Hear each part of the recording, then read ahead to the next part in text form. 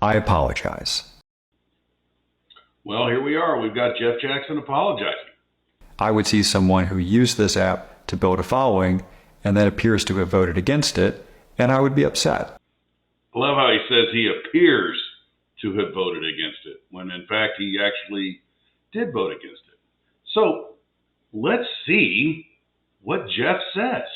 Why did he vote against it? I'm also in Congress, and I've been a part of some briefings about this app that were genuinely alarming. Oh, I get it. It's secret. It's classified.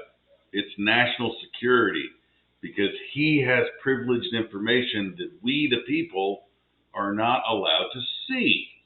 How convenient for that. So let's talk about that for a second. It's so secret and so upsetting that he was still able to post this apology video. A lot of the Democratic Party is using this and targeting other influencers for money to promote Joe Biden's agenda. So it's dangerous for us to use it, but it's not dangerous for politicians to use it. Okay, so let's just break this down for a second. I'm going to show you exactly what the privacy policies of TikTok, Facebook, and Google say. Okay? So you can pause to read this, but it's right up here. Collection of personal information. All three platforms collect various forms of personal information from users, including but not limited to IP addresses, device information, usage patterns, and content created, uploaded by users. That's all three. Exactly, almost verbatim. They all use cookies and similar technology. They all use location data, so they know exactly right where you are. Google does it specifically so they can target ads and give you things based on your location. TikTok does the exact same thing. Device information collection. Information about the devices used to access the platforms is collected, including device type, operating system, network information, and other unique identifiers. So all of this is pretty standard across all major social media platforms. Data sharing. They all mention sharing user information with third-party services and providers, partners, and advertisers for purposes, although the extent and specifics of this sharing may differ between the three. Now, let's talk about what the big differences are between the privacy policies between the big three firms are. While all three platforms are tech companies offering various services, their primary focus and nature of their platforms differ. TikTok is a social media platform primarily focused on short-form videos. Facebook offers a broader range of social networking services, and Google provides a wide array of products and services, including search, email, and cloud. Specific data methods and collections. Each platform outlines specific types of data collected and the purpose for which they are collected for. For instance, TikTok mentions collecting image and audio information for specific video effect and content moderation. And I think we'll come back to that content moderation, because I think that's really the key when they're saying, ooh, big bad China. It's how they moderate that data. Facebook mentions collecting about interactions with friends and communities. All three differ in terms of options and control that they do for privacy settings. The aspect can significantly impact user privacy and control over their personal information. All three of them have similarities regarding that. And then it goes on to talk about regulatory compliances in different states. I saw that TikTok actually has a privacy policy in regards to specifically the state of California. So as far as creating laws and regulations, California already has one out there.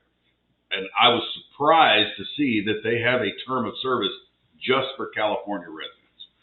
So all of this can be managed fairly easily.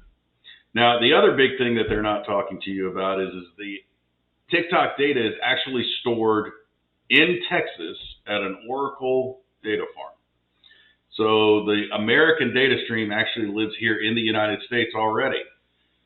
And I really think this is about control because the American government can't censor and control what all of us are doing and saying on this platform. Now, the fear that they keep bringing up over and over again is the Chinese algorithm. Apparently, most of these people don't understand how the algorithm actually works. Because, for example, when I first signed up on TikToks many moons ago, I was inundated by half-naked girls dancing on the screen because my target demographic is a male over the age of 50.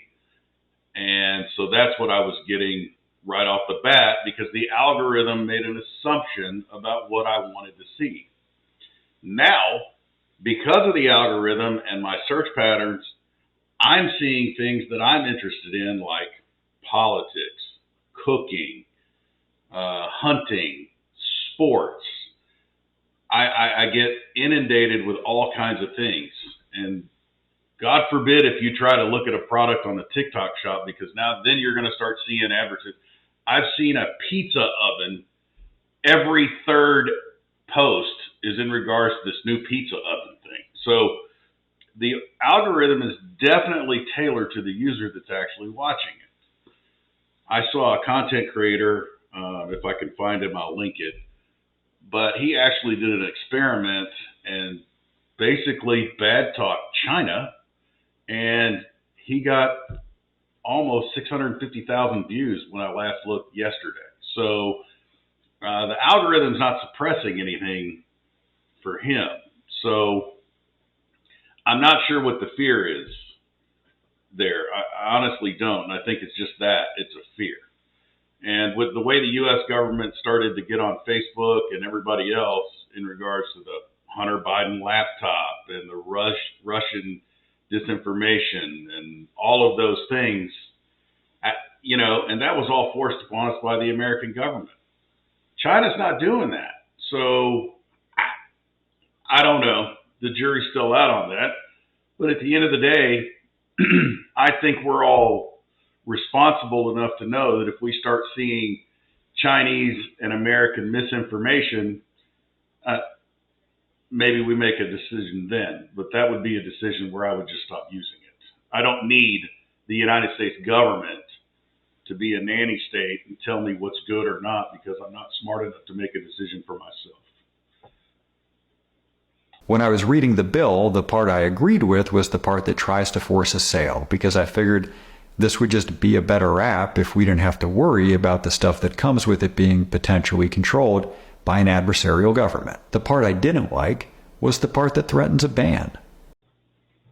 Oh, Jeff, come on, man. How much are we going to lie? Back in March of 2023, I'm about to post the article here. This is CNN Business. China says it firmly opposes a potential forced sale of TikTok. March 24, 2023. Today is March 17, 2024. And there's this article that I'll put up here that specifically says that China is not going to do this. So they knew this a year ago.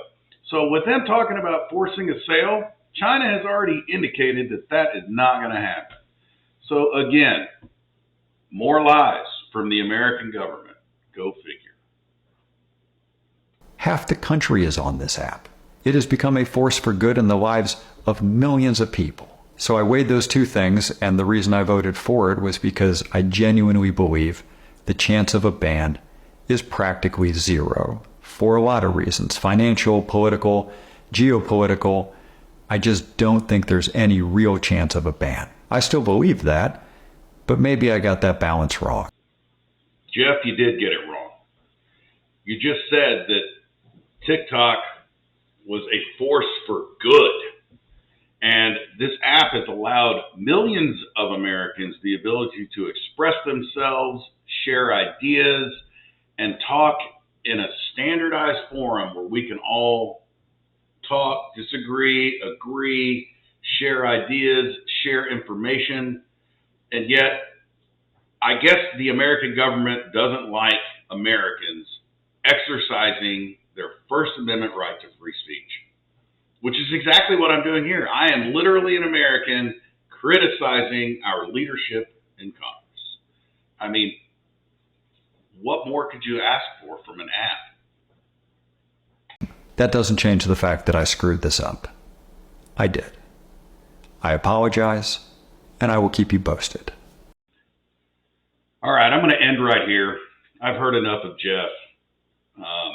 So what I'm encouraging everybody to do is, while this bill has been sent to the Senate has not given any indication that they are in any kind of hurry to approve this legislation. So what I would encourage you to do is write a letter to your senators in your state and tell them all the reasons that this is against the First Amendment and it's not legal. I mean, they are infringing on our rights of free speech as opposed to security. So write your senators, let them know how you feel, and then if for whatever reason this ban takes place, because obviously, the sale's not going to happen, so then we'll act accordingly. And hopefully this will all be done before November, but there you go. All right, another freedom in America that's potentially being taken away. It's a shame. Y'all have a great day. Hit the like button, smash, do all the cool stuff that we do, and share this video and tell me what you think in the comments.